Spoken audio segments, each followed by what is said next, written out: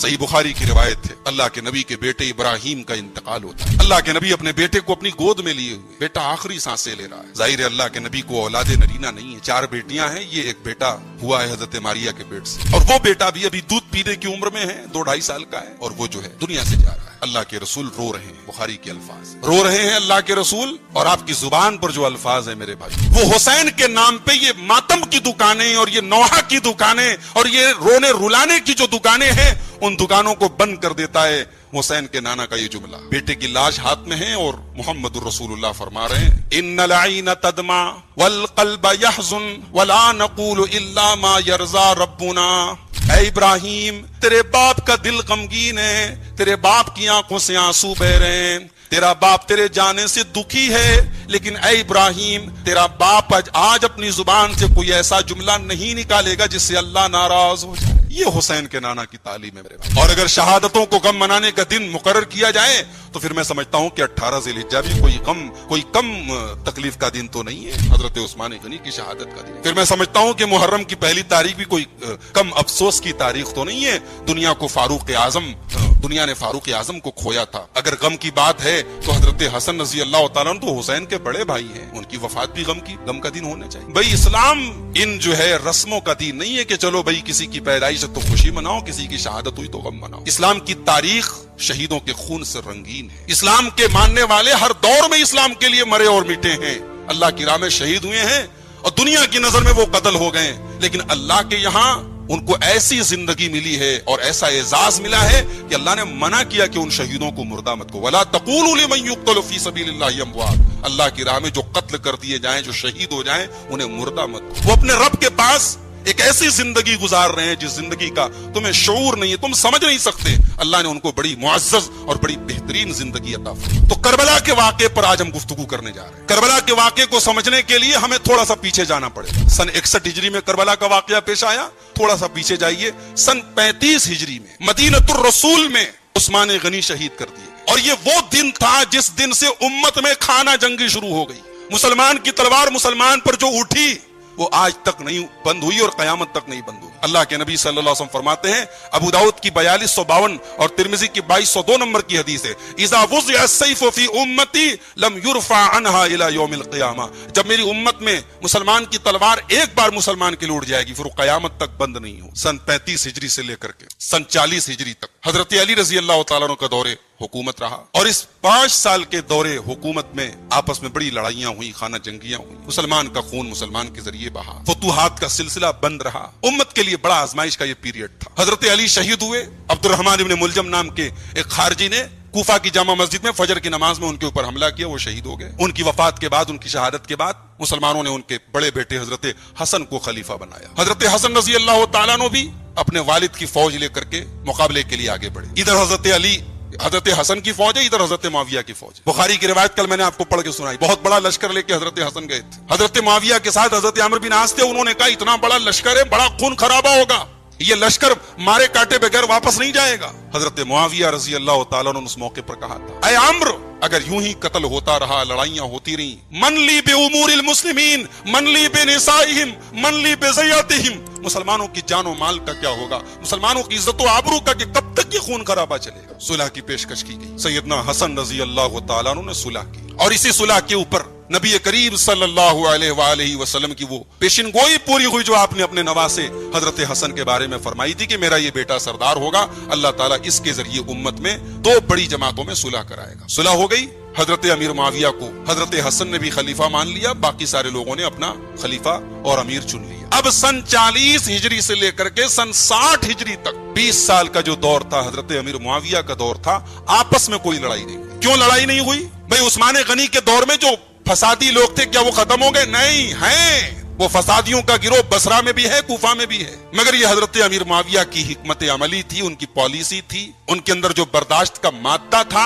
انہوں نے کسی کو تحفے تحائف دے کر کے، کسی پر سختی کر کے اس فتنے کو دبا کے رکھا۔ یہاں ایک بات اور نوٹ کر لو، حضرت حسن نے جب حضرت امیر معاویہ سے صلح کی، اس صلح سے حضرت حسین راضی نہیں تھے، تاریخ ہمیں یہ بات بھی بتاتی ہے۔ حضرت حسین اپنے بڑے بھائی کے صلح کے اس عمل سے راضی نہیں تھے، مگر بڑے بھائی کا قدم تھا حضرت حسین رضی اللہ تعالیٰ عنہ کو راضی ہونا پڑا، اور بعد میں حضرت امیر معاویہ کے پورے 20 سال کے دورے خلافت میں اور حضرت معاویہ کی وفات تک حضرت حسین اور حضرت معاویہ کے درمیان تعلقات بہت اچھے رہے۔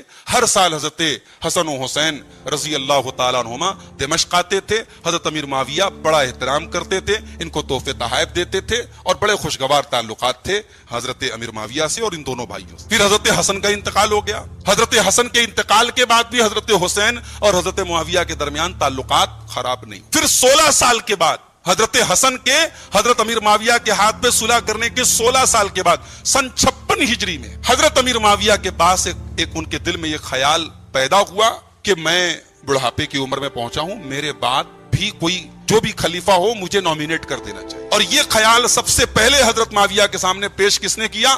حضرت مغیرہ ابن شعبہ نے پیش کیا۔ یہ مغیرہ ابن شعبہ کون ہے؟ یہ اصحاب بیعت الرضوان میں سے ہیں، یہ ان صحابہ میں سے ہیں جنہوں نے اللہ کے نبی صلی اللہ علیہ وسلم کے ساتھ ایک پیڑ کے نیچے بیعت کی تھی، اور اس بیعت کا ذکر اللہ تعالیٰ نے قرآن میں کیا ہے۔ لقد رضی اللہ عن المؤمنین اذ یبایعونک تحت الشجرۃ فعلم ما فی قلوبہم فانزل السکینۃ علیہم واثابہم فتحا قریبا۔ اللہ ان مومنوں سے راضی ہے جنہوں نے اے نبی آپ کے ہاتھ پر بیعت کی تھی پیڑ کے۔ 1400 صحابہ کرام نے بیعت کی تھی، ان میں ایک بڑا نام تھا حضرت مغیرہ ابن شعبہ۔ یہ بڑے جلیل القدر صحابی ہیں۔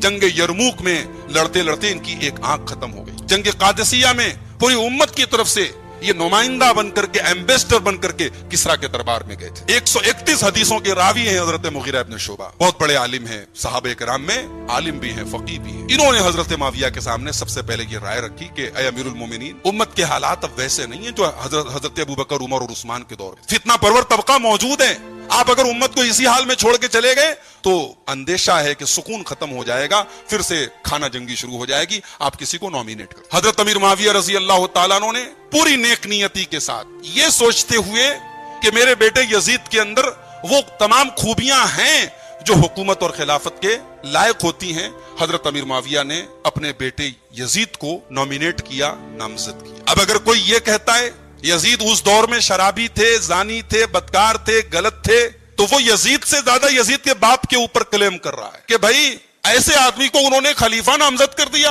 امت کی باغ دوڑ دے کے جا رہے ہیں، جس انسان کا کیریکٹر ایسا ہے۔ اور میں نے پرسوں کی تقریر میں کلی کی تقریر میں حضرت معاویہ کی سیرت جب میں بیان کر رہا تھا، میں نے ایک بات بتائی تھی کہ اگر ہم یہ مانتے ہیں کہ حضرت معاویہ کے دل میں چور تھا، نعوذ باللہ، اور امت کی باغ ڈور وہ ایک غلط آدمی کے ہاتھ میں دے کے جا رہے تھے صرف اس لیے کہ ان کا بیٹا ہے، تو حضرت معاویہ وہ دعا نہیں کر سکتے تھے جو انہوں نے ممبر پہ کھڑے ہو کے اللہ کی بارگاہ میں کیا دعا کی تھی۔ امام سیوطی نے تاریخ الخلفاء کے اندر صفحہ نمبر 157 پہ اس دعا کو نقل کیا ہے۔ امام ذہبی نے تاریخ اسلام کی جلد نمبر 2 صفحہ نمبر 267 پہ اس دعا کو نقل کیا ہے۔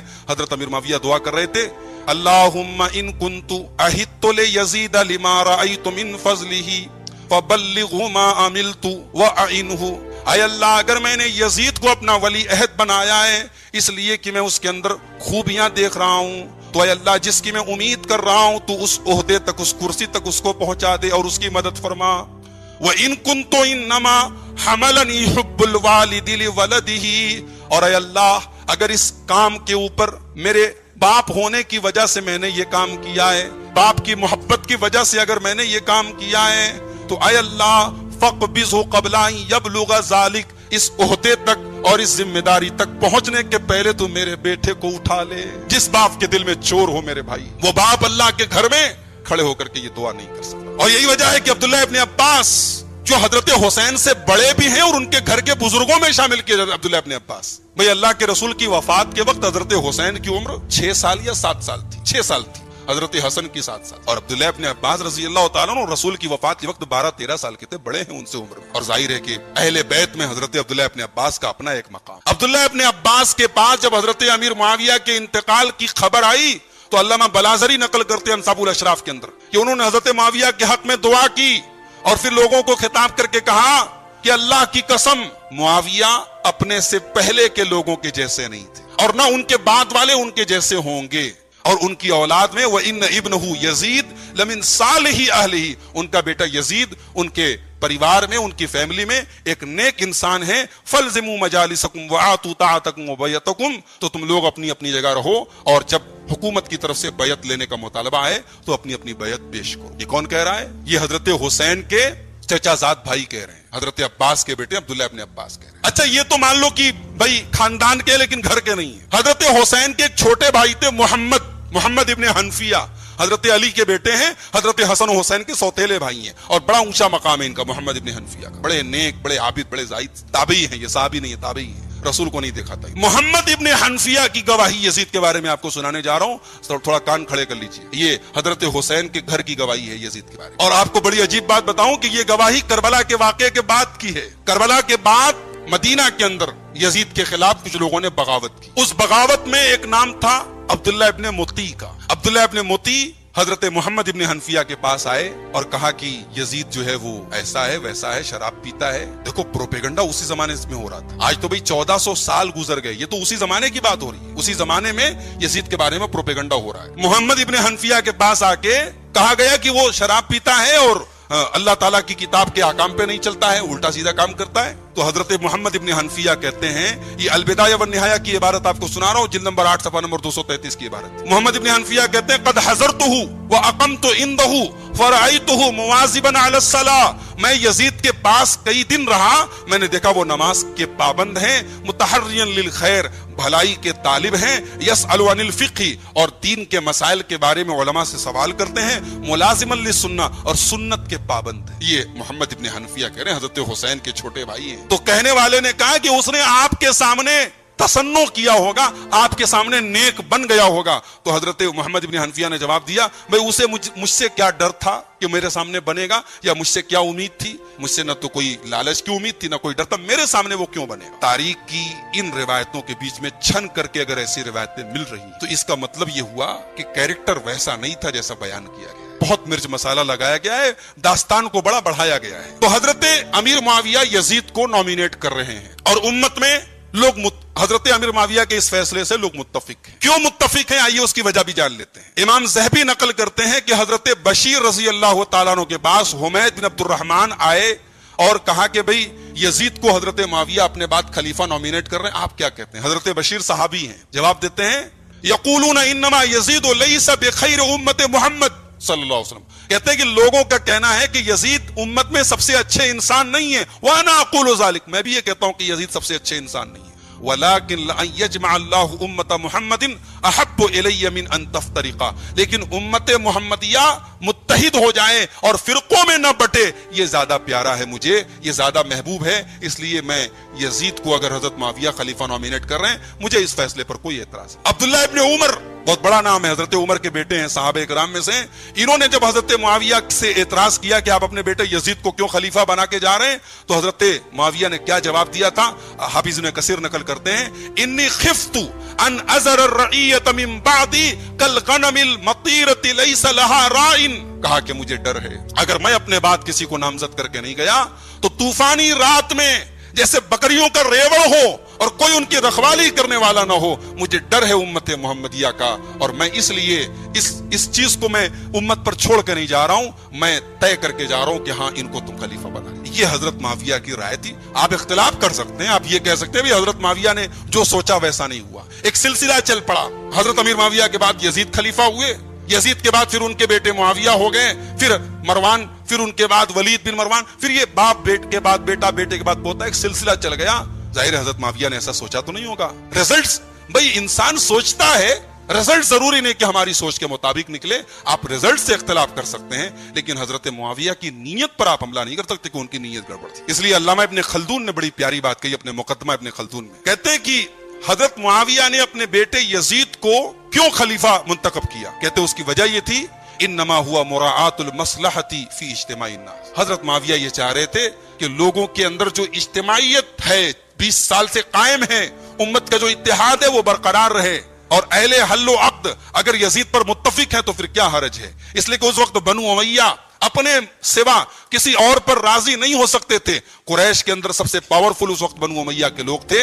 تو حضرت امیر معاویہ نے یزید کو ترجیح دی، حالانکہ خود حضرت معاویہ جانتے تھے کہ یزید سے بہتر لوگ امت کے اندر موجود ہیں۔ تو یہاں حضرت معاویہ نے افضل کو چھوڑ کے غیر افضل کو چنا تاکہ اتفاق قائم رہے اور فرقہ پرستوں کو، فرقہ پروروں کو، فتنہ پروروں کو اپنی خواہش پوری کرنے کا موقع نہ ملے۔ اور حضرت معاویہ کے ساتھ اس کے علاوہ کچھ اور نہیں سوچا جا سکتا۔ وہ صحابی ہیں، وہ عادل ہیں، اور ان کی صحابیت ہمیں اس سے زیادہ کچھ سوچنے سے ہمیں روکتی ہے۔ سن 56 ہجری میں حضرت امیر معاویہ نے نامزد کیا۔ 4 لوگوں نے اختلاف کیا، حضرت عبداللہ ابن زبیر نے، حضرت حسین نے، عبداللہ ابن عمر نے اور عبد الرحمن ابن ابی بکر نے۔ ان 4 لوگوں نے اختلاف کیا۔ ان لوگوں نے اختلاف کیا، اختلاف کی وجہ کہیں یزید کے کیریکٹر کو نہیں بتایا، بس اختلاف کیا۔ اس میں سے عبد الرحمن ابن ابی بکر نے یہ کہا کہ یہ قیصر و کسریٰ کا طریقہ ہے، بس یہ اعتراض تھا، طریقہ غلط ہے، پروسیس غلط ہے۔ یزید کے بارے میں کوئی غلط کمنٹ اور ریمارک ان لوگوں نے نہیں کیا۔ ان 4 میں سے عبد الرحمن بن ابی بکر کا انتقال ہو گیا سن 58 ہجری۔ چوتھے پارے کے آخر میں محرمات کا ذکر کیا گیا، یعنی وہ عورتیں جن سے نکاح کرنا حرام ہے، یا وہ عورتیں جن کو ہم سے پردہ کرنے کی ضرورت نہیں، جو ہمیشہ ہمارے لیے حرام ہے۔ تو اس میں 7 رشتے جو ہیں وہ نسب کے۔ اللہ نے فرمایا چوتھے پارے کی آخری آیت، حرمت علیکم امہاتکم وبناتکم واخواتکم، تمہاری مائیں تمہارے لیے حرام ہیں، تمہاری بیٹیاں تمہارے لیے حرام ہیں، تمہاری بہنیں تمہارے لیے حرام ہیں، ماں بیٹی بہن، وعماتکم وخالاتکم، تمہاری پھوپھیاں، تمہارے باپ کی بہنیں تمہارے لیے حرام ہیں، وخالاتکم، تمہاری خالائیں، تمہاری ماں کی بہنیں تمہارے لیے حرام ہیں، وبنات الاخی، اور بھائی کی بیٹیاں یعنی بھتیجیاں بھی حرام ہیں۔ حرام کا مطلب ان سے نکاح حرام۔ وبنات الاختی، اور بہن کی بیٹیاں یعنی بھانجیاں بھی تمہارے لیے حرام ہیں۔ تو یہ ٹوٹل 7 رشتے ہو گئے نسب۔ اس کے بعد فرمایا وَأُمَّهَاتُكُمُ اللَّاتِي أَرْضَعْنَكُمْ، وہ عورتیں جنہوں نے تم کو دودھ پلایا ہے۔ 2 سال کی مدت کے اندر اگر بچے نے کسی عورت کا دودھ پیا ہے تو پھر وہ عورت اس کی رضائی ماں ہے۔ وَأُمَّهَاتُكُمُ اللَّاتِي أَرْضَعْنَكُمْ، جن ماؤں سے تم نے دودھ پیا ہے۔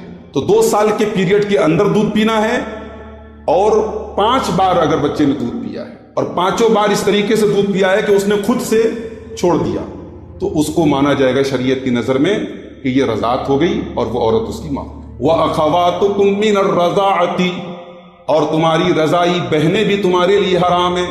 جس عورت کا تم نے دودھ پیا ہے اس کی سگی اولاد تمہاری بہنیں، یا اس نے کسی اور لڑکی کو اگر دودھ پلایا ہے تو وہ تمہاری رضائی بہن۔ اور حدیث سے یہ ثابت ہوتا ہے کہ جتنے نسب کے رشتے حرام ہیں اتنے ہی رضاعت کے رشتے بھی حرام ہیں۔ جیسے سگی خالہ حرام ہے تو رضائی خالہ، یعنی اگر آپ نے کسی عورت کا دودھ پیا تو اس کی بہن آپ کی خالہ مانی جائے گی۔ آپ نے جس عورت کا دودھ پیا وہ آپ کی رضائی ماں ہے، تو اس کے شوہر کی جو بہنیں ہیں وہ آپ کی رضائی پھوپھی ہے، اس سے آپ کا نکاح حرام۔ تو جتنے رشتے نسب سے حرام ہیں اتنے رشتے رضاعت سے حرام۔ اس کے بعد فرمایا وَأُمَّهَاتُ نِسَائِكُمْ، اور تمہاری ساس، تمہاری بیوی کی ماں بھی تمہارے لیے حرام ہے، اس سے تم نکاح نہیں کر سکتے۔ وَرَبَائِبُكُمُ اللَّاتِي فِي حُجُورِكُمْ مِن نِسَائِكُمُ اللَّاتِي دَخَلْتُمْ بِهِنَّ، اور تمہاری بیویوں کی بیٹیاں، تمہاری بیویوں کی وہ بیٹیاں جو دوسرے شوہر سے وہ لے کر کے تمہارے گھر میں آئی ہیں، ان سے بھی تم نکاح نہیں کر سکتے، تمہاری سوتیلی بیٹیاں ہیں وہ۔ لیکن ہاں اس میں ایک کنڈیشن ہے کہ آپ نے کسی عورت سے نکاح کیا، اب وہ کسی دوسرے کی بیٹی لے کر کے آئی، تو نکاح کرنے سے وہ حرام نہیں ہوئی جب تک کہ میاں بیوی کی ملاقات ہوئی۔ اگر صرف عقد ہوا، نکاح ہوا اور آپ نے طلاق دے دیا، آپ اس لڑکی سے شادی کر سکتے۔ ہاں اگر میاں بیوی کی ملاقات ہو گئی تب وہ لڑکی آپ کے نکاح میں نہیں آ سکتی، ٹھیک ہے۔ اس کے بعد فرمایا یہ تو ہو گیا سوتیلی بیٹی، ساس حرام ہے، سوتیلی بیٹی حرام ہے۔ وَحَلَائِلُ أَبْنَائِكُمُ الَّذِينَ مِنْ أَصْلَابِكُمْ، اور تمہارے سگے بیٹوں کی بیویاں بھی تمہارے لیے حرام ہے، یعنی بہو حرام ہے۔ سگے بیٹے کی بیوی، کسی کو آپ نے پال لیا، بیٹا بنا لیا، تو بیٹا بنا لینے سے وہ بیٹا نہیں ہو جاتا، اب اس کی جو بیوی ہے وہ آپ کی بہو نہیں مانی جائے گی شریعت کی نظر۔ اگر اس نے کبھی اپنی بیوی کو طلاق دے دیا یا وہ مر گیا تو وہ آپ کے نکاح میں آ سکتی ہے، کیونکہ آپ کا سگا بیٹا نہیں تھا۔ سگے بیٹے کی بیوی وہ آپ کے لیے حرام ہے۔ وَأَن تَجْمَعُوا بَيْنَ الْأُخْتَيْنِ، اور 2 بہنوں کو جمع کرنا بھی حرام ہے۔ اگر ایک عورت آپ کے نکاح میں ہے تو اس کی بہن کو آپ اس کے رہتے ہوئے نکاح میں نہیں لا سکتے، وہ مر گئی یا اس کو طلاق دے دی گئی تب اس کی بہن سے آپ نکاح کر سکتے ہیں۔ دو بہنوں کو ایک ساتھ نکاح میں نہیں رکھا جا سکتا، اور حدیث سے یہ ثابت ہوتا ہے کہ عورت کو اور اس کی خالہ کو جمع نہیں کیا جا سکتا. یعنی اگر آپ نے کسی عورت سے نکاح کیا تو اس کی خالہ سے آپ ساتھ میں نکاح نہیں کر سکتے، یا کسی عورت سے آپ نے نکاح کیا اس کی پھوپھی سے آپ ساتھ میں نکاح نہیں کر سکتے، یا کسی عورت سے آپ نے نکاح کیا تو اس کی بھتیجی سے جس کی وہ پھوپھی ہے، یا اس کی بھانجی سے جس کی وہ خالہ ہے. خالہ اور بھانجی کو اور پھوپھی اور بھتیجی کو ایک ساتھ نکاح میں نہیں رکھا جا سکتا. یہ ہے وہ ڈیٹیل جو چوتھے پارے کی آخری آیت میں بیان. اب پانچویں پارے کی پہلی آیت میں کیا کہا گیا؟ والمحصنات من النساء، اور وہ عورتیں بھی تمہارے لیے حرام ہیں جو آلریڈی کسی کے نکاح میں ہوں، جو پہلے سے کسی کی بیوی ہے اس سے آپ نکاح نہیں کر سکتے. یہاں غور کرنے کی بات یہ ہے کہ شادی شدہ عورت کو اللہ نے محصنات کہا. محصنات کس کو کہتے ہیں؟ عربی میں حسن کہتے ہیں قلعہ، اس سے بنا ہے محصنات، یعنی جو عورت کسی کے نکاح میں آ گئی وہ ایک قلعہ کے اندر آ گئی. اس میں یہ نقطہ ہے، یہ پوائنٹ ہے کہ ایک جوان عورت کے لیے اس کی اپنی عزت و آبرو سے اگر کی حفاظت کرنا چاہتی ہے اور وہ ایک قلعہ کے اندر آنا چاہتی ہے، وہ پروٹیکشن میں آنا چاہتی ہے، تو اس کے لیے ایک ہی طریقہ ہے کہ وہ نکاح. تو اللہ نے فرمایا والمحصنات من النساء، وہ عورتیں جو آلریڈی کسی کے نکاح میں تم ان سے بھی نکاح نہیں کر سکتے. اس کے بعد اب نکاح کی شرطیں بیان کی کہ نکاح کی کیا کیا کنڈیشن ہے. فرمایا وَأُحِلَّ لَكُمْ مَا وَرَاءَ ذَلِكُمْ أَن تَبْتَغُوا بِأَمْوَالِكُمْ مُحْسِنِينَ غَيْرَ مُسَافِحِينَ. جتنی عورتوں کا تذکرہ کیا گیا ان عورتوں کو چھوڑ کر کے باقی تم تمام عورتوں سے نکاح کر سکتے ہو. شرط یہ ہے ان تبتغوا باموالکم، کہ تم اپنا مال دے کر کے ان سے نکاح کرو، یعنی نکاح کے اندر مہر ہونا ضروری ہے. اور یہاں غور کرنے کی بات یہ مال تمہیں دینا ہے، یہاں تو مال لینے کے لیے نکاح کیا جاتا ہے. یہ جوڑے گھوڑے کی رسم، یہ جہیز کی رسم، اور یہ ساؤتھ انڈیا میں کہیں کہیں اس کو دوسرے نام سے کٹنم اور کیا کیا بولتے ہیں، یہ سب چیزیں قرآن کی سائز سے ٹکرا رہی ہیں. قرآن کیا کہہ رہا ہے؟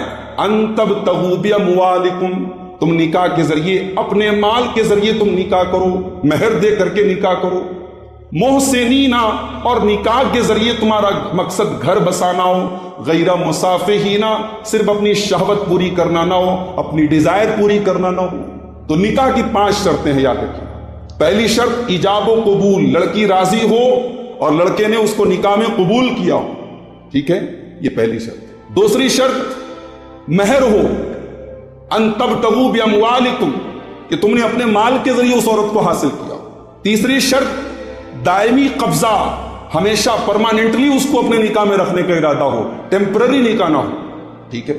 چوتھی شرط کہ غیر مصافحین، مقصد تمہارا صرف شہوت پورا کرنا نہ ہو. جیسے متاع کا ایک نکاح ہوتا تو جو پہلے جائز تھا بعد میں اللہ تعالیٰ نے حرام کیا، اس میں 1 دن کے لیے 2 دن کے لیے لوگ شادی کرتے، تو وہ مقصد. اور 5ویں شرط کیا ہے کہ تمہارا مقصد نکاح کے ذریعے اوپنلی کہ ہاں یہ عورت میرے نکاح میں آ رہی، سیکرٹ ریلیشن شپ نہ ہو جو آج سیکرٹ ریلیشن شپ ہو رہی ہے. ولا متخذی اخدان، سورہ مائدہ کے اندر اللہ نے فرمایا کہ چوری چپکے والا رشتہ نہ ہو. اسی لیے نکاح کو اوپنلی کرنے کو حکم دیا، اسی لیے نکاح کا ولیمہ کرنے کو حکم دیا. تو یہ 5 کنڈیشن ہے اسلام کے اندر نکاح. اب اس کے بعد جب نکاح کا تذکرہ اللہ نے کیا تو بڑی پیاری بات کہی. فرمایا واللہ یرید ان یتوب علیکم ویرید الذین یتبعون الشہوات ان تمیلوا میلا عظیما. میرے بندو، ہم نے نکاح کے یہ مسائل بیان کیے، ہم نے ان عورتوں کا تذکرہ بھی کر دیا جن سے تم نکاح کر سکتے ہو اور جن سے نہیں کر سکتے ہو. مقصد یہ ہے کہ اللہ تعالیٰ تم پر اپنا کرم نازل کرنا چاہتا ہے، اور جو لوگ شہوت کے پیروکار ہیں، جو خواہشات کے پیروکار ہیں، جو شیطان کے راستے پر چلتے ہیں، جو بدکاری کے راستے پر چلتے ہیں، وہ یہ چاہتے ہیں ان تمیلوا میلا عظیما، کہ تم غلط راستے کی طرف نکل جاؤ، تم بدکاری کے راستے کی طرف نکل جاؤ. پھر آگے یہ بھی فرمایا یرید اللہ ان یخفف عنکم وخلق الانسان ضعیفا.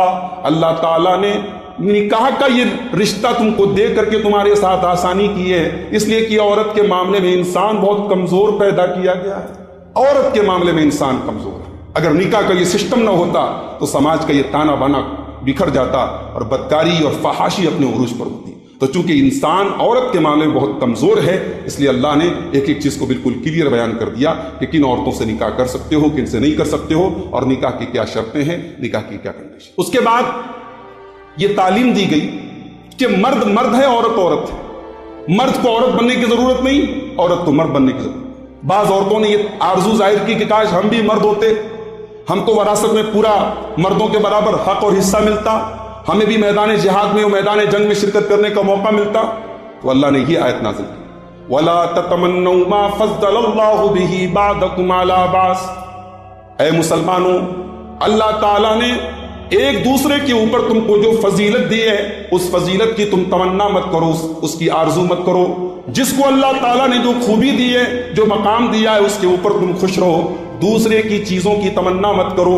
لِلرِّجَالِ نَصِيبٌ مِّمَّا اكْتَسَبُوا وَلِلنِّسَاءِ نَصِيبٌ مِّمَّا اكْتَسَبْنَا، مرد جو کرے گا مرد کو اس کا پورا حصہ ملے گا، عورتیں جو کریں گی ان کو پورا حصہ ملے گا۔ اگر اللہ نے آپ کو مرد بنایا ہے تو آپ مرد بننے پر خوش رہیے، آپ نیکی کے کام کیجئے، اللہ آپ کو پورا ثواب دے گا۔ اگر اللہ نے آپ کو عورت بنایا ہے تو آپ یہ مت سمجھیے کہ آپ کا مقام و مرتبہ کم ہے، آپ عورت رہ کر کے بھی جنت میں جا سکتی ہیں اور آپ جنت میں جانے والے کام کر سکتے ہیں۔ تو اللہ نے کہا ایک دوسرے کی آرزو مت کرو، وَاسْأَلُوا اللَّهَ مِن فَضْلِهِ، اور اللہ سے اس کا فضل مانگتے رہو۔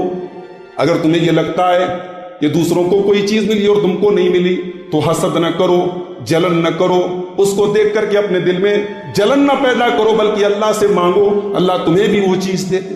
حسد کو کنڈم کیا گیا کہ حسد کرنا حرام ہے۔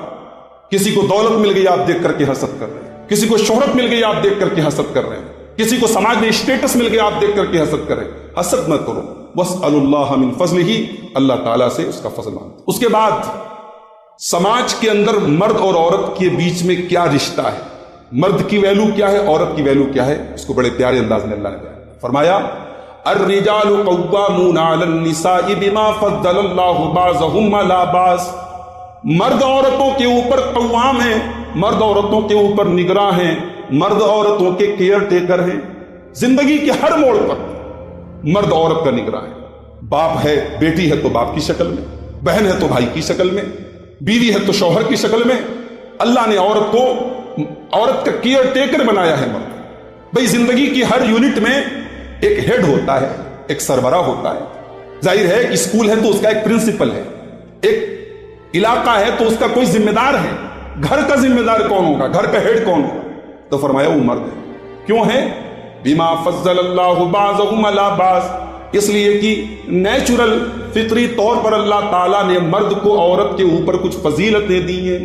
وہ جسمانی اعتبار سے زیادہ مضبوط ہے، اس کو عورت کے مقابلے میں جذبات کے اعتبار سے بھی مضبوط بنایا گیا۔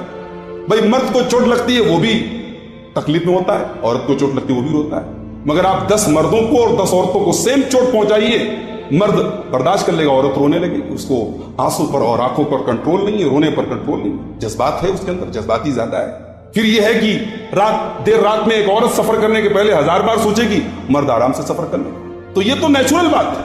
اب یہ الگ بات ہے کہ 1000 میں کوئی ایک عورت ہے جو بڑی بہادر ہے، جو کشتی بھی لڑ رہی ہے، جو باکسنگ بھی لڑ رہی ہے، تو یہ ریئر ہے، یہ ریئر کیس ہے۔ ایک کامن جو معاملہ ہے وہ یہ ہے کہ مرد کو اللہ تعالیٰ نے عورت کے مقابلے میں طاقتور بنایا، اس کو طاقتور بنایا ہے۔ وَبِمَا أَنفَقُوا مِنْ أَمْوَالِهِمْ، اور مرد ہی اپنا پیسہ خرچ کرتا ہے۔ عورت زندگی کے ہر موڑ پر پیسہ کمانے کی ذمہ داری اس کی نہیں ہے، پیسہ کمانے کی ذمہ داری مرد کی۔ عورت جب تک چھوٹی ہے باپ اس کی ذمہ داری ہے، باپ نہیں ہے بھائی اس کی ذمہ داری ہے، شادی ہو گئی شوہر اس کی ذمہ داری ہے، پھر بوڑھی ہو گئی بچے اس کے بیٹے اس کے ذمہ دار ہیں۔ تو عورت کے اوپر خرچ کیا جاتا، عورت خرچ نہیں کرتی۔ تو مرد چونکہ خرچ کر رہا ہے، اور مرد کو اللہ تعالیٰ نے نیچرلی عورت کے اوپر کچھ فضیلتیں، جتنے نبی آئے سب مرد آئے، کوئی عورت نبی نہیں بنی، عورتوں کو اللہ نے نبی نہیں بنایا۔ شریعت کے بہت سارے احکام سے عورتوں کو ایگزمپشن کر دیا گیا، عورت کو ایکسپشن کر دیا گیا، جہاد کا حکم عورتوں کے لیے نہیں ہے۔ تو اللہ نے عورت کے اوپر مرد کو فضیلت دی ہے اور مرد کو خرچ کرنا ہے، لیکن اس کا یہ مطلب نہیں ہے کہ عورت کا درجہ کمزور ہے، عورت جنت میں نہیں جا سکتی، یا عورت اللہ کو راضی نہیں کر سکتی۔ راضی کرنے کا طریقہ بتا دیا۔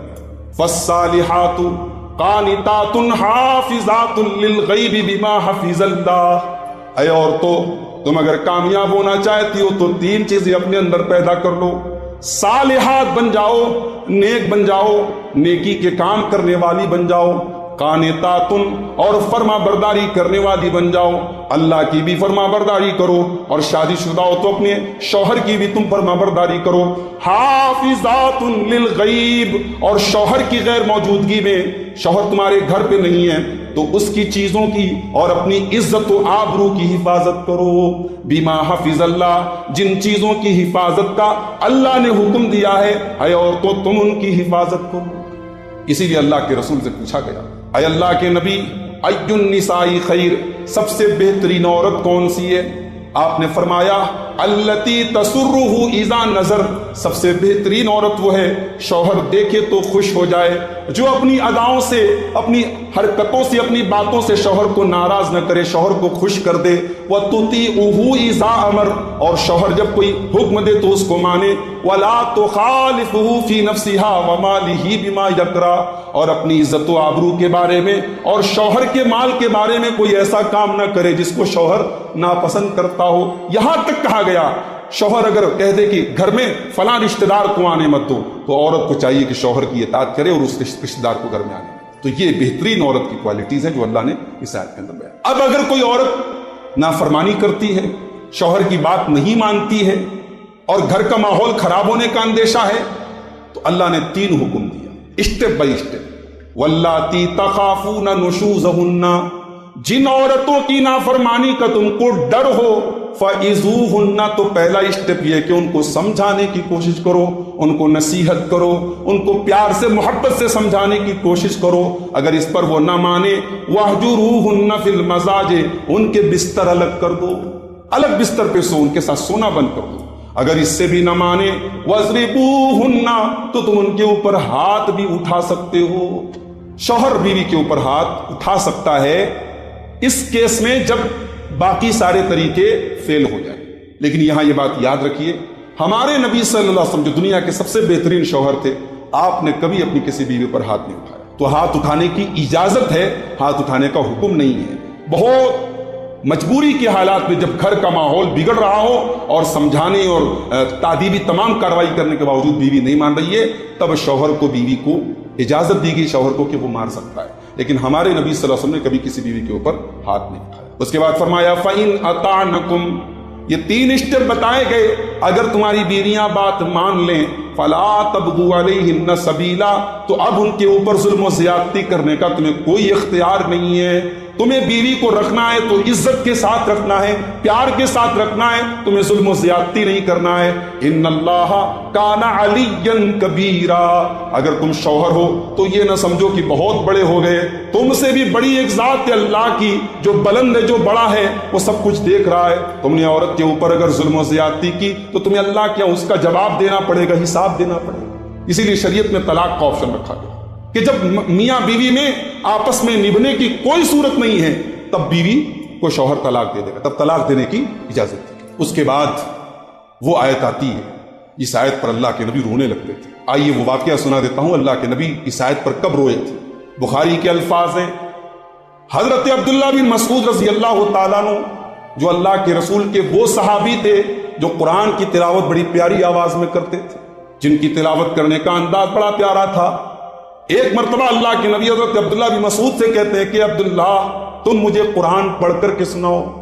حضرت عبداللہ نے کہا اللہ کے نبی میں آپ کو قرآن کیسے پڑھ کے سناؤں، یہ قرآن تو آپ ہی کے اوپر نازل ہوا ہے، آپ تو قرآن پڑھتے رہتے ہیں، میں آپ کو قرآن کیسے پڑھ کے سناؤں۔ آپ نے فرمایا اے عبداللہ آج میں قرآن تمہاری زبان سے سننا چاہتا ہوں، آج تم مجھے قرآن سناؤ۔ بخاری کے الفاظ ہیں، حضرت عبداللہ بن مسعود نے قرآن کو پڑھنا شروع کیا، فقرات علیہ سورۃ النساء، حضرت عبداللہ کہتے ہیں میں سورہ نساء پڑھنے لگا، اور سورہ نساء پڑھتے پڑھتے جب میں اس آیت پر پہنچا، فَكَيْفَ إِذَا جِئْنَا مِن كُلِّ أُمَّةٍ بِشَهِيدٍ وَجِئْنَا بِكَ عَلَىٰ هَٰؤُلَاءِ شَهِيدًا، اے میرے نبی وہ بھی کیا وقت ہوگا جب ہم تمام لوگوں کے اوپر اے نبی آپ کو گواہ بنائیں گے، دنیا کے ہر نبی کو اس کی امت پر گواہ بنائیں گے، اور سارے نبیوں کے اوپر اے نبی ہم آپ کو گواہ بنائیں گے۔ جب اس آیت پر حضرت عبداللہ پہنچے کیا دیکھتے ہیں؟ اللہ کے پیارے نبی کی آنکھوں سے آنسو بہ رہے ہیں، اللہ کے نبی رو رہے ہیں۔ فَإِذَا عَيْنَاهُ تَذْرِفَانِ، اس ذمہ داری کے احساس کو سمجھ کر کے قیامت کے دن جو ذمہ داری آپ کے کندھے پر ڈالی جائے گی، اس ذمہ داری کے بارے میں سوچ کر کے اللہ کے نبی رو رہے ہیں اور کہتے ہیں کہ عبداللہ بس کرو، اب ختم کر دو، رک جاؤ۔ تو یہ ہے وہ قرآن کی آیت جو اللہ کے رسول صلی اللہ علیہ وسلم کو آپ کی ذمہ داری آتی ہے۔ اس کے بعد نشے کی حالت میں نماز کے قریب جانے سے منع کیا۔ جب پہلے شراب حرام نہیں تھی، شراب کے بارے میں یہ بتایا گیا، شراب کو 3 اسٹیپ میں حرام کیا۔ پہلے اسٹیپ میں یہ بتایا گیا کہ شراب نقصان دہ چیز ہے، خطرناک چیز ہے، اس سے بچو تو بہتر ہے۔ اب دوسرے اسٹیپ میں سورہ نساء کی آیت نازل ہوئی، یا ایھا الذین آمنوا لا تقربوا الصلاۃ وانتم سکارا، اے ایمان والو تم نشے کی حالت میں نماز کے قریب نہ جاؤ، حتی تعلموا ما تقولون، جب تک تم ہوش میں نہ آ جاؤ اور جو کچھ تم نماز کے اندر پڑھ رہے ہو تمہیں اس کا احساس نہ ہو جائے۔ اس کا مطلب یہ ہوا کہ اگر آپ کو اتنی نیند آ رہی ہے کہ آپ کا دماغ کنٹرول میں نہیں ہے تو آپ نماز نہ پڑھیں۔ آپ کو اگر نماز میں کیا پڑھ رہے ہیں یہ سمجھ میں نہیں آ رہا ہے تو آپ نماز نہ پڑھیں۔ اسی لیے شریعت نے حکم دیا، آپ کو بہت تیز بھوک لگی ہے اور سامنے دسترخوان بچھا ہوا ہے تو آپ کھانا پہلے کھا لیں، نماز بعد میں پڑھیں۔ اللہ کے پیارے نبی فرماتے ہیں، صحیح مسلم کی روایت ہے، لا صلاۃ بحضرۃ الطعام، کھانا اگر سامنے موجود ہے تو نماز نہیں پڑھنی چاہیے، ولا وہو یدافعہ الاخبثان، اور 2 خبیث چیزیں اگر آپ کو روک رہی ہیں، پیشاب آپ کو روک رہا ہے یا پاخانہ آپ کو روک رہا ہے، یہ 2 ضرورتیں اگر آپ کو روک رہی ہیں تب آپ اس صورت میں نماز نہ پڑھیں۔ پیشاب اور پاخانہ کو روک کر کے نماز پڑھنے کی اجازت۔ نماز توجہ کی چیز ہے، نماز خشوع اور خضوع کی چیز ہے، نماز میں آپ پورے طریقے سے متوجہ ہو کر کے نماز پڑھیں۔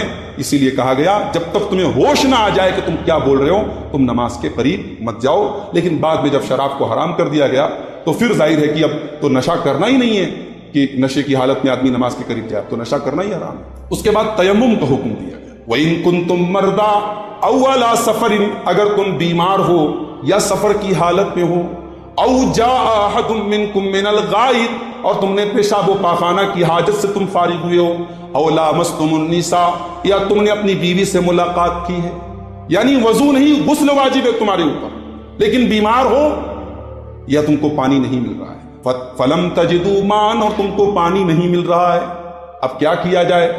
اگر انتظار کیا جائے پانی ملنے کا تو کئی وقت کی نمازیں اکٹھا ہو جائیں گی اور پھر ان کو پڑھنا بہت دشوار ہو جائے گا۔ اس لیے اللہ نے ایک آسانی فرماتے ہوئے فرمایا، فَتَيَمَّمُوا صَعِيدًا طَيِّبًا، تم پاک مٹی کے اوپر تیمم کر لو، پاک مٹی کے اوپر تیمم کر لو، فَامْسَحُوا بِوُجُوهِكُمْ وَأَيْدِيكُمْ، اور اس مٹی کو اپنے چہرے اور اپنے ہاتھ پر پھیر لو۔ تیمم کا طریقہ کیا ہے؟ آپ پاک مٹی کے اوپر دونوں ہاتھ کو ماریں گے ایک بار بسم اللہ پڑھ کر کے، اس کے بعد پھونک ماریں گے اور پہلے اپنے چہرے پر اس طریقے سے پھیر لیں گے، پھر دونوں ہاتھوں کو کلائی تک ایک دوسرے پر پھیر لیں گے۔ تیمم، اس تیمم سے آپ کا وضو کا بھی کام چل گیا، اور اگر آپ کے اوپر غسل واجب ہے تو غسل کا بھی کام چل گیا۔ انسان اگر اتنا بیمار ہے کہ پانی کا استعمال نہیں کر سکتا یا پانی ہے ہی نہیں اس کے پاس میں، تو تیمم کرنے کی اجازت۔ تو تیمم کا یہ حکم کیوں دیا گیا؟ ان اللہ کان عفوا غفورا، اللہ تعالیٰ معاف کرنے والا اور بخشنے والا ہے، اس نے آسانی کر دی۔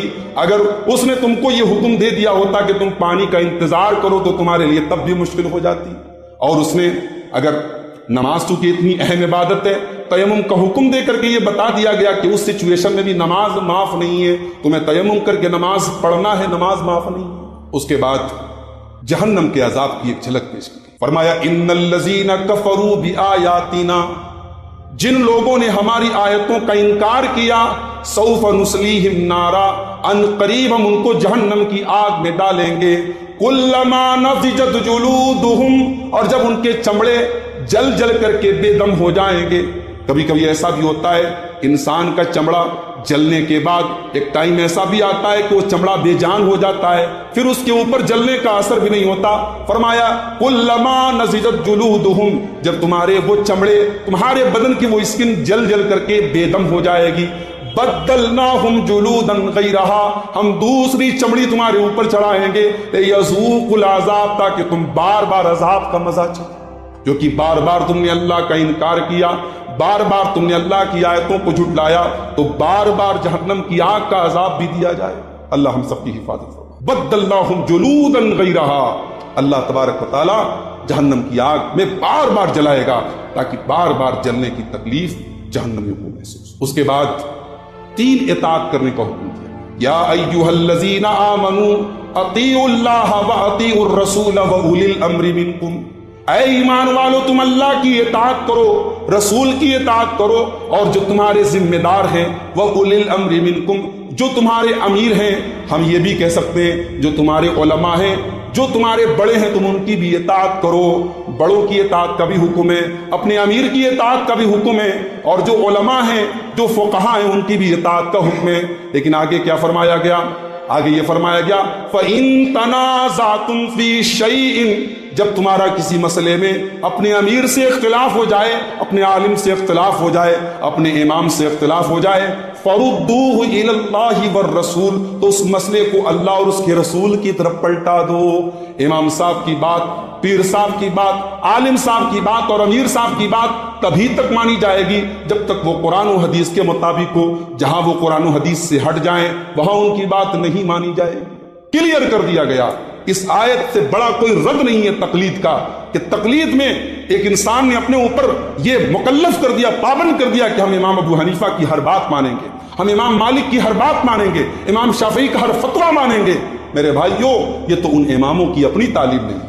امام ابو حنیفہ رحمت اللہ علیہ، امام مالک رحمت اللہ علیہ، امام شافعی رحمت اللہ علیہ اور امام احمد بن حنبل رحمت اللہ علیہ، ان سارے اماموں نے خود یہ کہا ہے کہ ہماری تقلید نہ کرنا، ہمارا ہر فیصلہ آخری فیصلہ نہیں ہے، ہماری باتوں کو قرآن و سنت کی کسوٹی پر پرکھ کر کے دیکھ لینا، اگر ہماری کوئی بات قرآن و حدیث کے خلاف ہے تو ہماری بات چھوڑ دینا۔ یہاں تک کہا امام ابو حنیفہ نے کہ اگر میری بات کسی صحابی کے قول کے خلاف بھی ہو تو صحابی کی بات کو لے لینا اور ابو حنیفہ کی بات کو دیوار پہ مار۔ تو اللہ اور اس کے رسول کی طرف اگر آج ہم نے اختلافات کو لوٹا دیا ہوتا تو آج امت کے اندر یہ گلی گلی میں جو اختلافات ہیں اور ہر گلی میں 1.5 اینٹ کی جو مسجد ہے وہ نہ ہوتی اور امت ایک صف میں ہوتی، ایک کلمے پر۔ اس کے بعد یہ بتایا گیا کہ شریعت میں سپریم کورٹ کون ہے، شریعت میں کس کا فیصلہ لاسٹ ہے، کس کا ججمنٹ لاسٹ ہے۔ اور یہاں ایک قابل غور بات آپ کو بتانے جا رہا ہوں کہ قرآن میں اللہ تعالیٰ نے اپنی قسم بہت کم کھائی۔ اللہ نے اپنی مخلوقات کی قسم کھائی، سورج کی قسم کھائی، چاند کی قسم کھائی، اپنی قسم اللہ نے بہت کم مقامات پر کھائی۔ یہاں اللہ نے اپنی قسم کھائی، فَلَا وَرَبِّكَ لَا يُؤْمِنُونَ حَتَّى يُحَكِّمُوكَ فِي مَا شَجَرَ بَيْنَهُمْ، اے نبی آپ کے رب کی قسم ہے یہ لوگ مومن نہیں ہو سکتے حَتَّى يُحَكِّمُوكَ فِي مَا شَجَرَ بَيْنَهُمْ، جب تک اپنے تمام معاملات میں، اپنے تمام اختلافات میں اے نبی آپ کو اپنا جج نہ مان لیں، آپ کو اپنا حکم نہ مان لیں، آپ کے فیصلے کو لاسٹ اینڈ فائنل ڈیسیزن نہ مان لیں، ثم لا یجدوا فی انفسہم حرجا مما قضیت، اور جب نبی کا فیصلہ آ جائے تو اف اور بٹ کی گنجائش باقی نہ بچے، نبی کا فیصلہ آ جائے تو دل کے اندر کوئی کجی اور کوئی ٹیڑھا پن نہ رہے، ثم لا یجدوا فی انفسہم حرجا، دل کے اندر کوئی تنگی نہ رہے، ویسلموا تسلیما، اور نبی کے فیصلے کے آگے سر تسلیم خم نہ کر دے، تب تک یہ مومن نہیں ہے۔ مومن ہونے کے لیے ضروری ہے کہ محمد الرسول اللہ صلی اللہ علیہ وسلم کا فیصلہ اگر آ گیا تو اس کے بعد سر تسلیم کو خم کر دیا جائے۔ محمد کی اطاعت یہی ہے کہ آپ کا حکم آئے تو سر تسلیم کو جھکا دیا جائے۔ اس کے بعد قرآن کی ایک عظمت بتائی گئی کہ قرآن اللہ کا کلام ہے، قرآن کے اندر تناقض نہیں ہے، قرآن کے اندر کنٹراڈکشن نہیں ہے، قرآن کے اندر پورے قرآن میں کہیں ایسا نہیں کہ ایک بات دوسری بات سے ٹکرا رہی ہے۔ افلا یتدبرون القرآن، میرے بندو تم قرآن کے اوپر غور کیوں نہیں کرتے؟ وَلَوْ كَانَ مِنْ عِنْدِ غَيْرِ اللَّهِ، اگر یہ قرآن اللہ کے علاوہ کسی اور کی طرف سے آیا ہوتا، لَوَجَدُوا فِيهِ اخْتِلَافًا كَثِيرًا، تو تم اس قرآن کے اندر بہت اختلاف دیکھتے۔ قرآن کے اندر کوئی اختلاف نہیں ہے، سارے قرآن کے اندر کہیں پر بھی کوئی کنٹراڈکشن نہیں ہے، یہ اس بات کی علامت ہے یہ اللہ کا کلام ہے، ورنہ 114 سورتوں میں کہیں پر تو تناقض ہوتا، کہیں پر تو ٹکراؤ ہوتا، قرآن کے اندر کہیں کوئی ٹکراؤ نہیں۔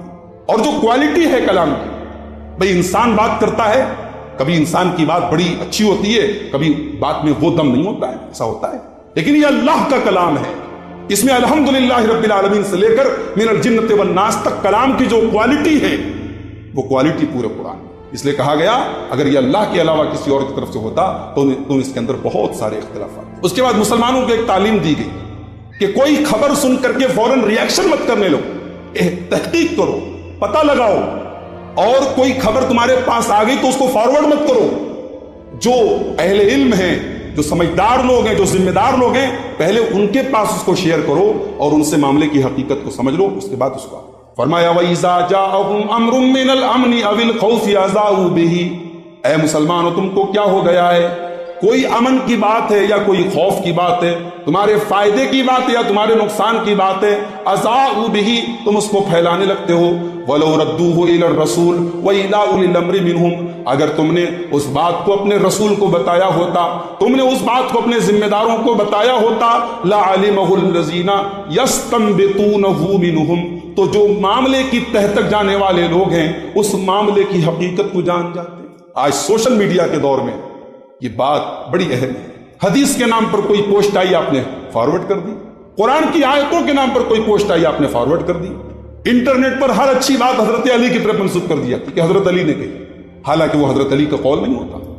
تو حضرت علی کے اوپر آپ نے جھوٹ بولا تو چلو وہ تو جھوٹ ہے، لیکن رسول کے اوپر اگر آپ نے جھوٹ بول دیا نادانی میں، لا علمی میں، تو کتنا بڑا گناہ ہے. اللہ کے نبی فرماتے ہیں من کذب علی متعمدا فلیتبوأ مقعدہ من النار. جو جان بوجھ کر کے میرے اوپر جھوٹ بولے گا وہ اپنا ٹھکانہ جہنم میں بنا. اس لیے سوشل میڈیا کے اس دور میں کوئی بات کو فارورڈ کرنے کے پہلے آپ ذمہ داروں سے اور جو معاملے کی تہ تک جانے والے لوگ ہیں ان سے پہلے سمجھ لیجئے اور اس کے بعد اس کو شیئر کیجئے. ہر دیکھنے میں اچھی بات صحیح نہیں ہوتی. ہر کلپ، ہر ویڈیو کلپ، ہر آڈیو کلپ اس لائق نہیں ہوتا کہ اس کو شیئر کیا جائے، اور خاص طور سے ایک ایسے دور میں جبکہ ویڈیو کے اندر بہت ساری چھیڑ چھاڑ ہوتی ہے، بہت ساری جھوٹی ویڈیوز کی بنیاد پر ہم ایک دوسرے کے دشمن بن جاتے ہیں. تو یہ کام نہیں ہونا چاہیے، مسلمانوں کی شان کے خلاف. اس کے بعد کہا گیا کہ موت سے تم نہیں بچ سکتے. اینما تکونوا یدرککم الموت ولو کنتم فی بروج مشیدہ. تم جہاں بھی رہو گے موت تو تم کو آ جائے گی. تم اپنے آپ کو کسی قلعہ کے اندر قید کر لو، تم شیشے کا محل بنا کر کے اپنے آپ کو پیک کر لو، موت کا فرشتہ تو وہاں پر بھی پہنچے گا. لہٰذا اے مسلمانوں، جب تمہیں جہاد کا حکم دیا جا رہا ہے تو تم موت کے ڈر سے پیچھے نہ رہو. موت آنی رہے گی تو تمہارے بستر پر بھی آ جائے گی. تو جب موت اپنے وقت پر آنی ہے تو موت کے ڈر سے تم اللہ کی راہ میں اپنی جان قربان کرنے سے تم پیچھے نہ ہٹو. اس تناظر میں اور اس ماحول میں فرمایا گیا کہ تم جہاں بھی رہو گے تمہارے اوپر موت آ جائے گی. اس کے بعد منافقوں کی ایک پہچان بتائی کہ منافق سب سے ڈرتا ہے، اللہ سے نہیں ڈرتا. یستخفون من الناس ولا یستخفون من اللہ. یہ منافق لوگ انسانوں سے تو ڈرتے ہیں لیکن اللہ سے نہیں ڈرتے. وَهُوَ مَعَهُمْ إِذْ يُبَيِّتُونَ مَا لَا يَرْضَى مِنَ الْقَوْلِ. جبکہ یہ راتوں میں جب اسلام کے خلاف پلاننگ کرتے ہیں اور سازشیں کرتے ہیں تو اللہ تعالیٰ ان کی تمام باتوں کو جانتا ہے. اللہ کا علم تو ایسا ہے میرے بھائی کہ دنیا میں کوئی نہ دیکھ رہا ہو، اللہ دیکھتا ہے. اللہ کا علم تو ایسا ہے کہ کالی رات میں کالے پہاڑ پر چلنے والی کالی چیونٹی کی چال سے وہ واقف. لہٰذا اللہ سے ڈرنا چاہیے اور یہ نہیں سوچنا چاہیے کہ اللہ کو بھی نہیں پتا. اللہ کو سب پتا ہے. وہ تو تمہاری آنکھوں کی چوری کو بھی جانتا ہے. وہ تو تمہارے دل کے اندر کیا چل رہا ہے، تمہارے وچار کیا ہے، تمہارے خیالات کیا ہے، تمہارے ذہن میں کیا چل رہا ہے، اللہ وہ بھی جانتا ہے. اس کے بعد شیطان نے ایک چیلنج کیا تھا. شیطان نے اللہ تعالیٰ سے ایک وعدہ کیا تھا. شیطان کے اس جملے کو اللہ نے کوٹ کیا ہے، وَقَالَ لَأَتَّخِذَنَّ مِنْ عِبَادِكَ نَصِيبًا مَفْرُوضًا. شیطان نے کہا اے اللہ میں تیرے بندوں میں سے بہت سارے لوگوں کو بہکاؤں گا. وَلَأُضِلَّنَّهُمْ وَلَأُمَنِّيَنَّهُمْ. میں تیرے بندوں کو بھٹکاؤں گا اور میں تیرے بندوں کو جھوٹی آرزوؤں میں، جھوٹی تمناؤں میں ڈال دوں گا. وَلَآمُرَنَّهُمْ فَلَيُبَتِّكُنَّ آذَانَ الْأَنْعَامِ. اور میں تیرے بندوں کو بہکاؤں گا، وہ اپنے جانوروں کے کانوں میں چھید کر لیں گے. اپنے جانوروں کے کان میں وہ چھید کر کے جانوروں کو، چوپائے کو، گائے کو، بیل کو، بکرے کو وہ غیر اللہ کے نام پر چھوڑ دیں گے. اس زمانے میں دور جاہلیت میں اپنے بتوں کے نام پر چھوڑتے تھے اور آج بزرگوں اور اللہ کے ولیوں کے نام پر بھی چھوڑ دیتے ہیں. اپنے جانوروں کو اللہ کے ولیوں کے نام پر چھوڑ دیتے. یہ شیطان کا ہتھ کنڈا ہے میرے بھائی. میں ان کو حکم دوں گا فَلَيُبَتِّكُنَّ آذَانَ الْأَنْعَامِ. وہ جانوروں اور چوپایوں کے کان میں چھید کر دیں گے. وَلَآمُرَنَّهُمْ فَلَيُغَيِّرُنَّ خَلْقَ اللَّهِ. اور میں ان کو حکم دوں گا وہ اللہ کی تخلیق کو بدل ڈالیں گے. مرد عورت بننے کی کوشش کرے گا، عورت مرد بننے کی کوشش کرے گی. حدیث میں آیا ہے کہ یہ جو گدنا گدواتے ہیں، جو ٹیٹو بنواتے ہیں، یہ بھی اللہ کی تخلیق کو بدلنا ہے. اسی طریقے سے جو عورتیں اپنے دانتوں میں نقلی گیپنگ کرواتی ہیں خوبصورتی کے نام پر، وہ بھی اللہ کی تخلیق کو بدلنے میں آتا ہے۔ اسی طریقے سے اپنی آئی برو کے ساتھ چھیڑ چھاڑ کرنا، وہ بھی اللہ کی تخلیق کو بدلنا ہے۔ میک اپ کے نام پر ہر اللہ کی تخلیق کو جو بدلنے کی کوشش کی جائے وہ اللہ کی تخلیق کو بدلنا ہے، وہ شیطان کا ہاتھ کرنا ہے۔ ہاں کوئی ایسی چیز ہے جو عورتوں کے اندر نارملی نہیں ہوتی، جیسے کچھ عورتوں کو مونچھوں کے پاس بال آ جاتے ہیں، داڑھی کے پاس بال آ جاتے ہیں، ان کو ریموو کر سکتی ہے۔ ایسے جگہ بدن پہ بال آگے جہاں عورتوں کو عام طور سے نہیں ہوتے، ان کو ریموو کر سکتی ہے، کوئی حرج نہیں۔ لیکن آئی برو کو چھیڑنا یا اسی طریقے سے اپنے دانتوں کے بیچ میں زبردستی کی گیپنگ کروانا، یہ تمام چیزیں حدیث کے مطابق، یا ٹیٹو بنوانا، گدنا گدوانا، یہ تمام چیزیں شیطان کی اسی چال کا نتیجہ ہے جو شیطان نے کہا تھا میں تیرے بندوں کو حکم دوں گا اور وہ اللہ کی تخلیق کو بدلنے کی کوشش کریں۔ اس کے بعد قصر کرنے کا حکم دیا گیا کہ جب آپ سفر کی حالت میں تو آپ قصر کر سکتے ہیں۔ اب قصر کتنے سفر پہ کریں گے اس میں بہت اختلاف ہے علماء کا۔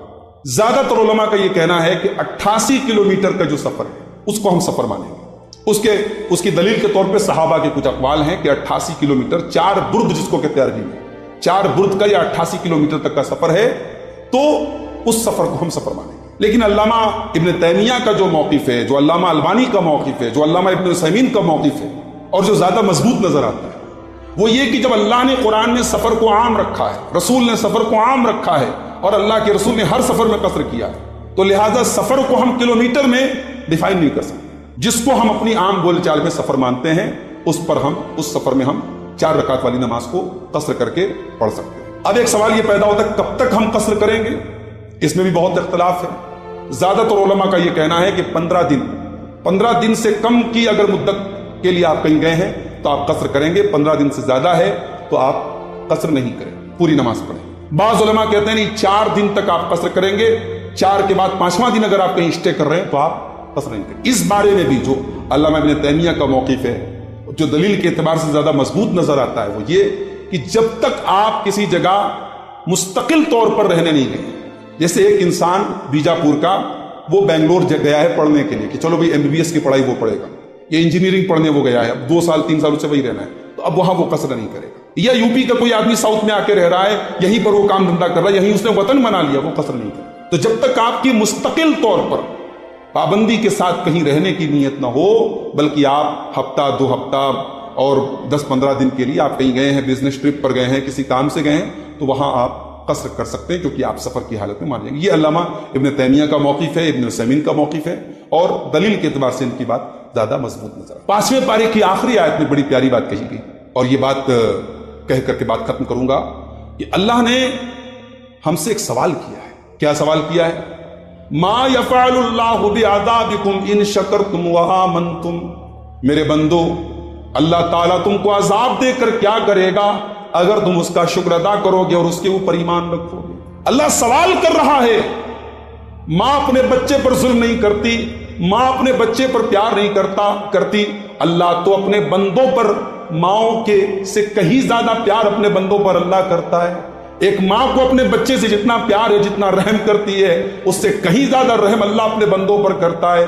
وہ اللہ تم پر عذاب کیوں نازل کرے گا؟ ما یفعل اللہ بعذابکم ان شکرتم وآمنتم، میرے بندو اللہ تعالیٰ تم پر اپنا عذاب کیوں نازل کرے گا اگر تم اس کے شکر گزار بندے بن جاؤ، تم اس کے ایمان والے بندے بن جاؤ۔ دنیا میں جب بھی اللہ کا عذاب آیا ہے 2 میں سے کوئی ایک کام ہوا ہے، یا تو کفر ہوا ہے یا اللہ کی نعمتوں کی ناشکری۔ یہ 2 بڑے جرائم ہیں دھرتی پر، جب بھی یہ جرائم ہوئے ہیں اللہ کا عذاب آیا۔ ما یفعل اللہ بعذابکم ان شکرتم وآمنتم، اللہ تم کو عذاب دے کر کیا کرے گا میرے بندو اگر تم اللہ کے شکر گزار بن جاؤ، تم ایمان والے بن جاؤ۔ وَكَانَ اللَّهُ شَاكِرًا عَلِيمًا، اور اللہ تعالیٰ تو بہت قدر کرنے والا ہے۔ تمہاری کوئی نیکی اللہ تعالیٰ کیا ویسٹ ہونے والی نہیں ہے۔ تم نیکی کرو گے، اللہ کو راضی کرنے کے لیے کوئی کام کرو گے تو یہ ہو نہیں سکتا کہ تمہارا عمل ویسٹ ہو جائے۔ کان اللہ شاکرا، اللہ شاکر ہے۔ شاکر کا مطلب اللہ قدر کرنے والا ہے، اللہ تمہاری نیتوں کے حساب سے تمہیں ضرور بدلہ دے گا۔ علیما، اور اللہ علیم ہے، وہ خوب جانتا ہے تمہارے دل میں کیا چلتا ہے۔ تم نے کوئی نیکی کی ہے، کس پرپس سے کی ہے، کس مقصد سے کی ہے، تمہارے اندر کتنا اخلاص ہے، اللہ کو خوب پتا ہے۔ تو یہ تھی 5ویں پارے کی منتخب آیات کی تفسیر۔ اللہ سے دعا ہے رب العالمین ہم سب کو قرآن کریم کو پڑھنے کی، سمجھنے کی، غور کرنے کی اور اس پر عمل کرنے کی توفیق عطا فرمائے۔ کیا ہے اگر ساس کے لیے بہو دعا کر سکتی ہے مغفرت کے لیے، آل اولاد ہی کرنا ہے؟ سوال نہیں سمجھ میں آ رہا کیا پوچھنا چاہ رہی ہے۔ اگر میرے خیال سے یہ سوال ہے کہ کیا ساس اپنی بہو کے لیے دعا کر سکتی ہے؟ بالکل کر سکتی ہے۔ مغفرت کی دعا کوئی بھی مسلمان کسی مسلمان کے لیے کر سکتا ہے، اور چونکہ ساس اور بہو کا بھی رشتہ ایک رشتہ ہے تو اس لیے ایک دوسرے کے لیے دعا کی جا سکتی ہے، اس میں کوئی حرج کی بات نہیں ہے۔ کل ایک سوال یہ آیا تھا کہ ایک عورت کا شوہر بنا کچھ بتائے ہوئے چلا گیا تو عورت کیا دوسرا نکاح کر سکتی ہے یا اس کا انتظار کرے؟ اور اگر عورت نے دوسرا نکاح کر لیا پھر اس کے بعد اس کا پہلا شوہر آ گیا تو وہ کیا کرے؟ دیکھیے یہ بڑا پیچیدہ مسئلہ ہے۔ شوہر اگر غائب ہو گیا ہے تو غائب ہونے کی دو صورتیں ہیں۔ ایک تو یہ کہ شوہر غائب ہے لیکن یہ پتا ہے کہ زندہ ہے، اس سے کانٹیکٹ ہو سکتا ہے، لیکن وہ غائب ہے گھر سے، بیوی کا حق ادا نہیں کر رہا ہے، بیوی کی ذمہ داریوں سے بالکل بری ہے، تو ایسی صورت میں اگر اسلامی حکومت ہے تو عورت عدالت سے رابطہ کرے گی، عدالت میں مقدمہ دائر کرے گی اور اس سے اپنا نکاح فسخ کر لے۔ ظاہر ہے ہمارے ملک میں ایسا کوئی نظام نہیں ہے، تو جو سماج کے جو ذمہ دار ہیں، جو علماء ہیں، ان سے وہ رابطہ کر کے نکاح کو فسخ کر لی۔ اگر شوہر زندہ ہے، موجود ہے اور اس کا کوئی حق ادا نہیں کر رہا ہے اور کافی لمبے عرصے سے غائب ہے۔ دوسری صورت یہ ہے کہ شوہر غائب ہے اور اس سے کوئی کانٹیکٹ نہیں ہے اور یہ بھی پتہ نہیں کہ وہ زندہ ہے کہ یا مردہ ہے۔ ایسی صورت میں عورت کتنے دن تک انتظار کرے گی؟ اس بارے میں اللہ کے رسول صلی اللہ علیہ وسلم سے کوئی حدیث موجود نہیں ہے۔ صحابہ کے اقوال ملتے ہیں کہ 4 سال تک وہ عورت ویٹ کرے گی۔ وہ عورت اسلامی عدالت کو انفارم کرے گی کہ میرا شوہر غائب ہے، عدالت اپنے طور پر پتہ بھی لگائے گی، 4 سال تک اگر اس کے شوہر کا پتہ نہیں چلا تو پھر وہ 4 مہینہ 10 دن کی عدت گزارے گی۔ جو شوہر کے مرنے کے بعد جو عدت گزاری جاتی ہے وہ 4 مہینہ 10 دن تک وہ عدت گزارے گی اور اس کے بعد وہ دوسری شادی کر سکتی ہے۔ دوسری شادی جب اس نے کر لی، اب اگر پہلا شوہر آیا تو اب وہ عورت اگر چاہے تو اس سے طلاق لے کر کے پہلے شوہر کے نکاح میں جا سکتی ہے، لیکن پہلا شوہر اب اس کو اختیار نہیں ہے، رائٹ نہیں ہے، وہ دوسرے کے نکاح میں آ گئی ہے، اس کے ساتھ وہ رہ سکتی ہے۔ ایک سوال یہ آیا تھا کیا لڑکی کے نکاح کے لیے اس کی رضامندی ضروری ہے، یا اگر ماں باپ راضی ہوں اور لڑکی راضی نہیں ہو تو کیا ایسا نکاح ہو جائے گا؟ دیکھیے شریعت میں دونوں چیزیں ہیں، لڑکی کی رضامندی بھی ضروری ہے۔ اللہ کے رسول کی حدیث ہے کہ اگر لڑکی کنواری ہے تو اس کا خاموش رہنا اس کی رضامندی کے دلیل ہے، اور اگر لڑکی یعنی مطلقہ ہے یا بیوہ ہے تو پھر زبان سے اس کا اقرار کرنا ضروری ہے، اس کی اجازت ضروری ہے۔ تو لڑکی کی رضامندی بھی ضروری ہے اور ولی کا راضی ہونا بھی ضروری ہے۔ لڑکی اپنے طور پر کہیں شادی کر لے نہیں چلے گا، لا نکاح الا بولی، ولی کی اجازت ضروری ہے۔ تو اب دونوں میں سے کوئی ایک چیز نہیں ہے، لڑکی بھاگ کر کے شادی کر رہی وہ بھی غلط ہے، اور ولی گھر کے جو گارجین ہیں وہ لڑکی کی شادی کر رہے ہیں زبردستی، لڑکی راضی نہیں ہے، تو ایسے نکاح کو اسلامی عدالت فسخ کرا سکتی ہے، کیونکہ جبری نکاح نہیں ہے اسلام، لڑکی کی رضامندی بھی ضروری ہے۔ ایک سوال یہ آیا ہے کہ کیا صحابہ نے شیطان کو دیکھا تھا؟ ایسی بعض روایتیں ملتی ہیں، صحیح روایتیں ملتی ہیں کہ صحابہ نے شیطان کو دیکھا تھا، اور صحیح بخاری کی وہ حدیث بھی ہے کہ شیطان جو ہے وہ صدقہ فطر کا مال چرانے کے لیے آیا تھا، حضرت ابو ہریرہ سے اس کی ملاقات ہوئی تھی، تو شیطان کو صحابہ کرام نے دیکھا تھا۔